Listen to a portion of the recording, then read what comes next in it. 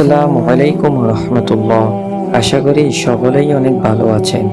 আজকের এই ভিডিওতে আমরা জানব আল্লাহ সুবহানাহু ওয়া তাআলা কেন আমাদেরকে ধৈর্য ধরতে বলেছেন এবং কেন আল্লাহ সুবহানাহু ওয়া তাআলা আমাদের সব সমস্যার সমাধান সাথে সাথে করেন না। আসেন তাহলে দেরি না করে শুরু করা যাক।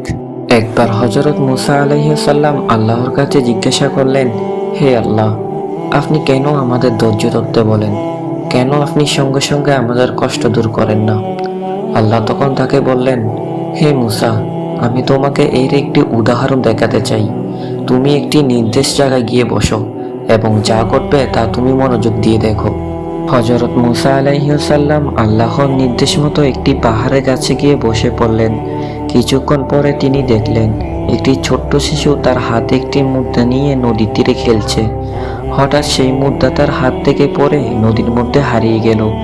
শিশুটি তখন কান্না করতে করতে সেখান থেকে চলে গেল।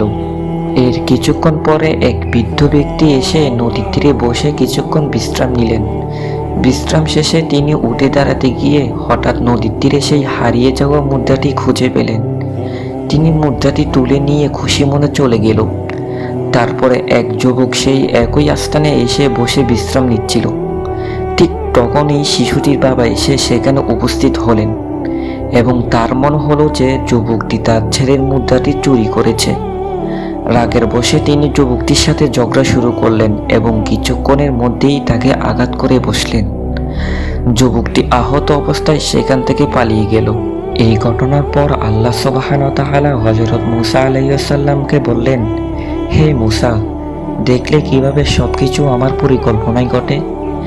যে শিশুটি তার মুদ্রা হারিয়েছিল সেটি ছিল তার পরীক্ষার অংশ, কিন্তু সে যদি ধৈর্য ধরত তাহলে তার মুদ্রা ফিরে পাওয়ার সুযোগ পেত। বৃদ্ধ লোকটি মুদ্রাটি খুঁজে পেয়েছিল কারণ তা ছিল তার রিজিক, আর যুবকটি আহত হয়েছিল কারণ তার পূর্বের একটি অন্যায়ের শাস্তি ছিল সেটি। আল্লাহ সুবহানাহু ওয়া তাআলা আরো বলেন, আমি তোমাদের ধৈর্য ধরতে বলি কারণ আমি সবকিছু পরিকল্পনা অনুযায়ী করি।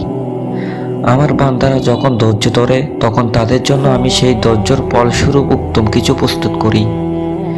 এই শিক্ষা পেয়ে হযরত মুসা আলাইহিস সালাম বুঝতে পারলেন যে আল্লাহর প্রতিটি নির্দেশের পিছনে একটি গভীর হিকমা বা জ্ঞান লুকিয়ে থাকে। ধৈর্য ধরলে আল্লাহর পরিকল্পনা অনুযায়ী উত্তম কিছু ঘটে।